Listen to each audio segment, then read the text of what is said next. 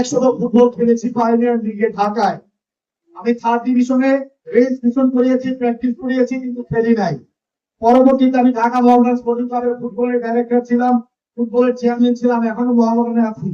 আমার একটি ক্লাব আছে 1st ডিভিশনে, ঢাকা ইউনাইটেড স্পোর্টস ক্লাব। গত বছরও 4র্থ স্থান অর্জন করেছে জাতীয় পর্যায়ে। এমনি ভাবে খেলাধুলার বিভিন্ন ইয়ের সাথে আমি জড়িত। আমি অনেক খেলাধুলায় গিয়েছি, কিন্তু স্থানীয় পর্যায়ে এরকম এত দর্শক কোনো খেলায় আমি আজ পর্যন্ত দেখি না। আমি পটিয়া দিয়ে এই দর্শক ভাইদেরকে আমি ধন্যবাদ জানাই। এত সুশৃঙ্খল, এত সুন্দরভাবে, এত ব্যাপক উপস্থিতি, সত্যি আমি ধন্যবাদ জানাই। আমরা সকলে অধীর আপনার অপেক্ষা আছি। আগামী কয়েকদিনের মধ্যে ওয়ার্ল্ড কাপ ফুটবল শুরু হবে, তাই না? আমরা কেউ ব্রাজিল, কেউ আর্জেন্টিনা, কেউ বিভিন্ন টিমের সাপোর্টার, আমরা সবাই অপেক্ষায় আছি। এমন একটা মুহূর্তে এই খেলাটা হচ্ছে, দেশবাসী সারা পৃথিবী উন্মুখ আছে সেই ফুটবল খেলা দেখার জন্য। আজকে যেভাবে খেলা হচ্ছে, মাঠটা অত্যন্ত সুন্দর, পরিবেশটা অত্যন্ত ভালো।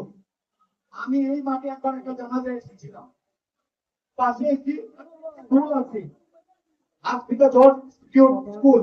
এই স্কুলের সভাপতি আমাদের অত্যন্ত ঘনিষ্ঠ জন আমাদের পৌঁছায়। আজকে সুন্দর পরিবেশটাকে আরো সুন্দর করা প্রয়োজন।